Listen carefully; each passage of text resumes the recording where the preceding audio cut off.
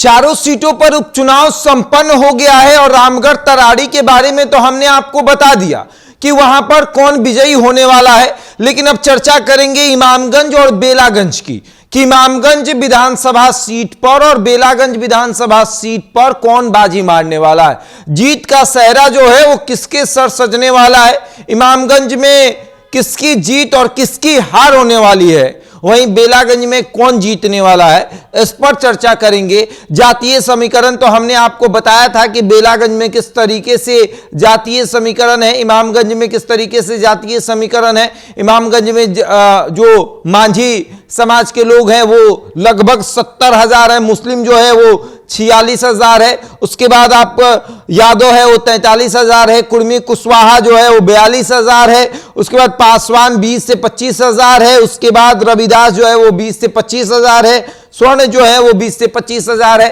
तो इसमें किसकी नैया जो है वो बीच मझधार में डूब जाएगी और किसकी नैया किनारे लगने वाली है, कौन जीत और कौन जीतेगा कौन हारेगा, इसी पर चर्चा होगी।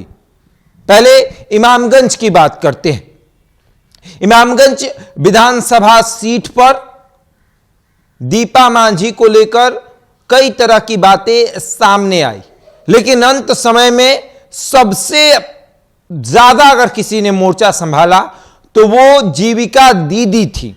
जीविका दीदियों ने मोर्चा संभाला और उसके बाद मांझी समाज के लोगों ने अपना काम किया। जो वोट प्रतिशत जीतन मांझी को मिलते आया है उससे भी बढ़ चढ़कर वोट जो है वो दीपा मांझी को मिला है। उसके बाद पासवान वोट भी इधर उधर नहीं गया क्योंकि चिराग पासवान ने मोर्चा संभाल लिया। चिराग पासवान ने कहा कि नहीं भैया, बात अब एनडीए की हो रही है, क्योंकि नीतीश कुमार ने बैठक कर ली थी कि भैया देखिए अब एनडीए की बात हम करेंगे, हम पार्टी की बात नहीं करेंगे। हम ये नहीं कहेंगे कि ये जीतन मांझी की पार्टी है, हम ये नहीं कहेंगे कि ये उपेंद्र कुशवाहा की पार्टी है, ये भाजपा है, ये जेडीयू है, ये चिराग पासवान की पार्टी है, बल्कि हम ये कहेंगे कि ये एनडीए है और ये एनडीए के उम्मीदवार हैं। और इसलिए दीपा मांझी को फायदा भी हुआ है। दीपा मांझी को पासवानों ने भी वोट किया, कुर्मी कुशवाहा का वोट जो है वो भी ट्रांसफर हुआ। भारतीय जनता पार्टी ने अपना काम किया, स्वर्ण वोटर को ट्रांसफर करवाया और उसके बाद बचे जो लोग थे वो इधर उधर छटक गए। लेकिन फिर भी एनडीए को आपको मांझी का वोट ट्रांसफर हुआ, कुर्मी कुशवाहा का वोट ट्रांसफर हुआ और उसके बाद स्वर्ण का वोट ट्रांसफर हुआ। यादव जो है वो नहीं दे पाए, लेकिन भूमिहार, राजपूत और ब्राह्मण का वोट जो है वो ट्रांसफर हुआ है। और उसके बाद आते हैं कुर्मी कुशवाहा का वोट ट्रांसफर हुआ। तो मांझी, कुर्मी कुशवाहा, पासवान, स्वर्ण, ये वोट जब ट्रांसफर हो गया तो फिर जीत सुनिश्चित है। साथ ही साथ रविदास का वोट भी ट्रांसफर हुआ है। इमामगंज में लोगों ने अपना मत दीपा मांझी को दिया है और ये कहते हुए कि जितना विकास मांझी ने किया है, जितना मांझी ने किया है, उतना ही काम दीपा मांझी करेंगी। और उसके बाद आते हैं बेलागंज में। तो बेलागंज में जेडीयू की उम्मीदवार की बल्ले बल्ले हो गई है, क्योंकि एक तरफ नाराजगी यादवों में भी आ गई थी और दूसरी तरफ मुसलमान वोट जो है वो ट्रांसफर नहीं हो पाया। राजद को मुसलमान वोट नहीं मिला, मुसलमान वोट जो है वो एआईएमआईएम को गया और उसके बाद जो बचा वो जनसुराज को चला गया। तो वोट ट्रांसफर नहीं हुआ मुसलमानों का।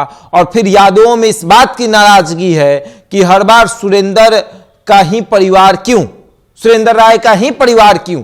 लोकसभा में सुरेंद्र राय लड़ेंगे, विधानसभा में उनके बेटे लड़ेंगे, तो हर बार ऐसा क्यों। तो फिर यादव नाराज हो गए और उसके बाद यादव की लड़ाई यादव से थी तो यादव वोट भी कट गया। और बेलागंज में हमने मुसलमानों से बात की थी, जो मुसलमान ये कह रहे थे कि नहीं इस बार मनोरमा देवी को वोट करेंगे। और मनोरमा देवी जेडीयू की उम्मीदवार थी, यादव समाज से आती हैं, तो यादव का वोट उन्होंने भी काटा। और उसके बाद कुर्मी कुशवाहा का वोट मिला, पासवान का वोट और मांझी का वोट ट्रांसफर हो गया। और फिर भारतीय जनता पार्टी के हाथ में जो वोट बैंक है, भूमिहार राजपूत ब्राह्मण का वोट, वो भारतीय जनता पार्टी ने ट्रांसफर करवाया और कहा कि बेलागंज भी एनडीए के पाले में आएगा। लड़ाई टफ मानी जा रही थी, लेकिन अंत समय में जब वोटिंग होने लगा तब यह पता चला कि सुरेंद्र राय का बेटा विश्वनाथ राय में उतनी अब ताकत नहीं बची कि वो सीट बचा पाए, अपने पिता के सीट को वो बचा पाए, या फिर यूं कहें कि अपने पिता के नाक को बचा पाए। ये सीट जेडीयू के पाले में जा रही है। 4 में से 3 सीट एनडीए के पाले में जाएगी। रामगढ़ और तरारी में कहा जा रहा है कि ये दोनों सीटें जो हैं वो तलवार की नोक पर लटकी हुई है, कुछ भी हो सकता है। एक सीट ये राजद या फिर वामदल के पाले में जा सकती है, लेकिन बेलागंज और इमामगंज तो इधर उधर हिलने वाला नहीं है, ये एनडीए के पाले में ही जाएगा। बेलागंज में जिस तरीके से मुसलमानों ने राजद को ठेंगा दिखाया है और मुसलमान वोट राजद को नहीं मिलना, यानी कि यह सीट राजद के हाथ से निकलना, और साथ ही साथ जो और लोग हैं जो परेशान हैं, जो लगातार सुरेंद्र राय को देख रहे हैं कि उन्होंने कितना काम किया है, वो वोट जो है वो भी चला गया। और सबसे बड़ी बात कि विरोध प्रतिशत जो है वो कितना रहा। मनोरमा देवी के लिए विरोध प्रतिशत 0, लेकिन राजद के उम्मीदवार के लिए विरोध प्रतिशत 100 माना जाए, क्योंकि जो राजद के उम्मीदवार हैं उनके पिता वहां से विधायक रह चुके हैं और उनके काम को लेकर सबके अंदर नाराजगी है कि आपने कितना काम किया है, आपका काम हमें दिखता नहीं है। और उसके बाद जब जीतन राम मांझी ने वहां मोर्चा संभाला तो कहा कि ये काम हम ही करेंगे, हमने ये रोड बनवाया है, वो रोड बनवाया है, और जनता को कहा कि इसके बाद हम ही हैं, हम ही लोग करेंगे।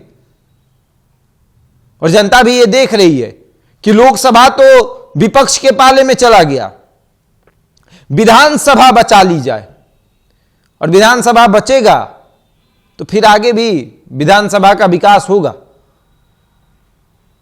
और जिस तरीके से मनोरमा देवी ने मोर्चा संभाला था, कह दिया था खुले मंच से कि डरने की जरूरत नहीं है, किसी से डरकर किसी को वोट देने की जरूरत नहीं है, आपकी बेटी आपके साथ है।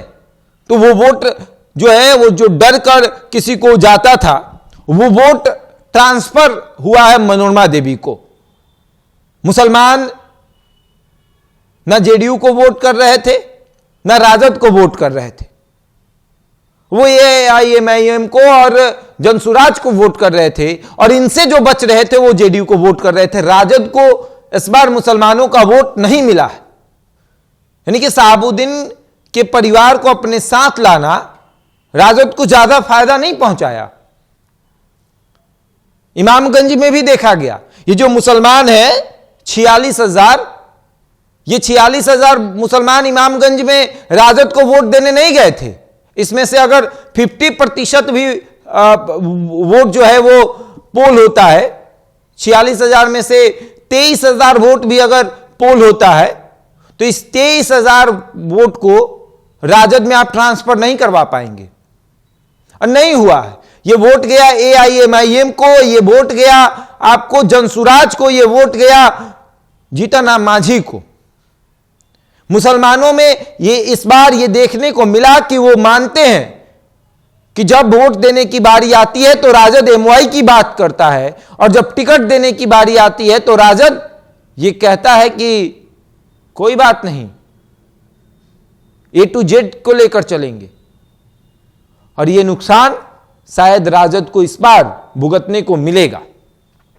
4 सीट में से राजद को कितनी सीटें जाएंगी, ये एक बड़ा सवाल है। 3 सीटों पर राजद चुनाव लड़ रही है, और इन 3 सीट पे राजद कितने सीटों पर विजयी होगा, ये भी एक बड़ा सवाल है। बेलागंज और इमामगंज तो हाथ से निकल गया, अब रामगढ़ बचा है, और रामगढ़ तलवार की नोक पर है, कुछ भी हो सकता है। बहरहाल इस खबर में इतना ही। बने हमारे साथ और देखते रहें द इंडिया टॉप।